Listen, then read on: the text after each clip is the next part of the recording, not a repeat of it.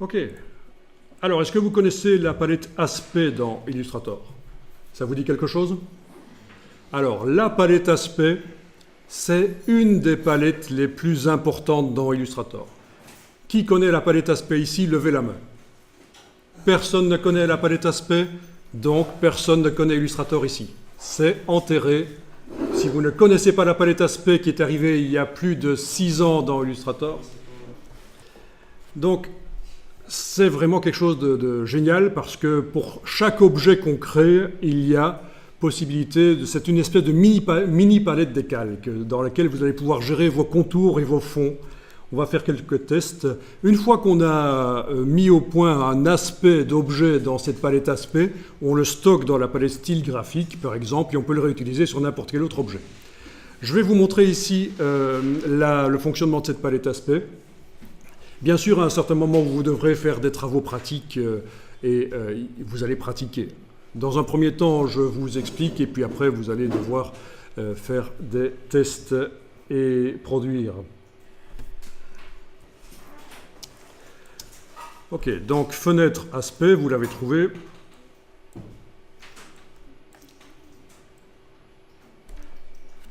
Eh bien, commençons par faire un cercle parfait sur le document, par exemple. Donc, vous prenez l'outil ellipse et vous allez faire un clic et glisser avec la touche majuscule, bien sûr, de manière à faire une ellipse. Enfin, je veux dire un cercle parfait. Quelle dimension doivent avoir vos dessins dans Illustrator? Parfois, peu importe. C'est ce qu'on va vous dire d'habitude. On va vous dire c'est du vectoriel, peu importe la dimension à laquelle vous créez vos dessins dans Illustrator. C'est faux. C'est faux. Illustrator a plein d'outils qui sont pré-réglés pour fonctionner sur des objets à taille normale. C'est-à-dire que si vous faites un cercle de cette dimension-là sur votre page A4, techniquement, vous allez pouvoir travailler dessus, c'est du vectoriel, c'est une description mathématique, mais il est tellement petit que les outils ne sont pas optimisés pour cette dimension-là d'objet. Si, au contraire, vous zoomez en arrière et vous faites un cercle immense, c'est la même chose, mathématiquement, il est le même que celui qui était tout petit, c'est un cercle, mais les outils ne sont pas optimisés pour travailler sur des objets aussi grands que ça. Donc, la page A4 qui est là vous sert de référence pour voir à peu près à quelle taille vous devez faire vos objets. Vous êtes libre de faire des cercles de différentes tailles, bien sûr, ça va fonctionner, les outils fonctionneront sur un cercle comme ça, sur un plus grand, ça marchera, mais pas un minuscule comme j'ai montré ou un très grand. Vous allez avoir des problèmes avec les outils d'Illustrator, avec les effets spéciaux, les ombres portées par exemple, etc. Ils ne seront pas pré-réglés pour ça, ils vont vous créer des problèmes. Donc voilà déjà quelque chose d'intéressant à savoir. La page A4 est vraiment une page de référence ici. On peut même dessiner en dehors de la page A4, on peut l'agrandir un peu par la suite, la faire passer en A3.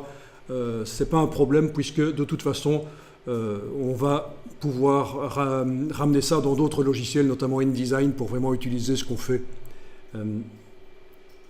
Mais elle a son importance, parce que techniquement, il est possible de la faire disparaître de l'affichage. Vous pouvez aller dans Affichage, masquer le plan de travail, essayez ça, commande majuscule H, vous n'avez plus de plan de travail. La zone que vous voyez là, elle est immense, c'est une zone qui doit faire 1,50 m sur 1,50 m peut-être. Vous n'avez plus votre référence, votre page A4 qui est là. Je ne vous conseille pas du tout de travailler comme ça. On va faire réapparaître la page A4, menu affichage, et on va demander d'afficher les plans de travail. Et voilà, vous avez votre page A4.